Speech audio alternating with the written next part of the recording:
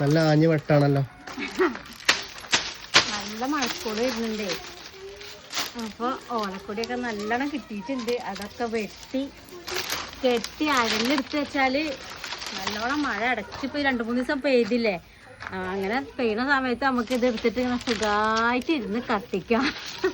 നമ്മള് സത്യം പറഞ്ഞപ്പോ ഈ മഴക്കാലത്തേക്ക് ശരിക്കും സൂക്ഷിച്ച് വെച്ചിട്ടുണ്ടായിരുന്നില്ല ഓലക്കൊടി ഒന്നും കേട്ടോ. അപ്പൊ ഇപ്പൊ കെട്ടിയപ്പോ നമ്മള് വടക്കണീന്റെ തെങ്ങിന്റെ വീട്ടിലൊക്കെ വീണ് കിടക്കുന്നുണ്ടായിരുന്നു. അതെല്ലാം പോയിട്ട് ഇപ്പൊ പെറുക്കിയെടുത്ത് വന്നതാണ്. ഇനിയിപ്പോ ഇത് മഴ കൊള്ളാത്ത സ്ഥലത്ത് വെട്ടിയിട്ട് ഇങ്ങനെ കണ്ണാക്കിയിട്ട് വെച്ചാല് മഴ പെയ്ത അതിന് ഇങ്ങനെ ഉരി കൊടുന്ന് കത്തിക്കാൻ ഒരു പ്രത്യേക സുഖമാണ്. അപ്പോൾ ഇനി അവിടെ തൊട്ട് നമ്മൾ വീടിൻ്റെ കുറച്ച് അങ്ങോട്ട് പോയാൽ ഒരു പാടുണ്ട്. ആ പാടത്ത് കൂടെ പോയാൽ നല്ലോണം ഇതേപോലെ ഓലക്കൊടി കിട്ടും. അപ്പോൾ അത് പോണം കിട്ടുന്നു. പക്ഷേ ഇന്ന് രാത്രിക്കൊക്കെ മഴ ഉണ്ടോ എന്നൊരു സംശയമുണ്ട്. നല്ലോണം മഴക്കാരൊക്കെ അങ്ങോട്ട് കയറുന്നുണ്ട്. അപ്പോൾ അത് കണ്ടിട്ടാണ് ഇത് പോയിട്ട് വെട്ടിയിട്ട് കൊണ്ടുവന്നിട്ട് എടുത്ത് വെക്കണേ. അതുപോലെ കുറച്ച് വിറകുണ്ട് കേട്ടോ, കുറച്ച് ചുള്ളൽ വിറക്.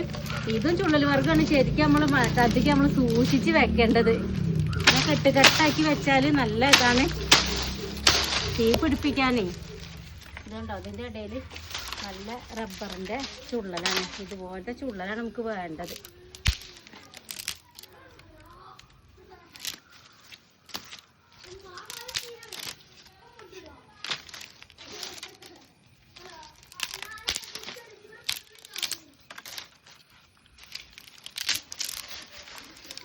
ഇതും ഇങ്ങനെ കെട്ടിയിട്ട് കയറിൽ വാഴേൻ്റെ കയറ് പൊട്ടിച്ചിട്ട് കീറി കൊടുത്തിട്ട് അതും ഇങ്ങനെ കെട്ടാക്കിയിട്ട് ഓലക്കൊടി കൂടി കെട്ടി വെക്കുക.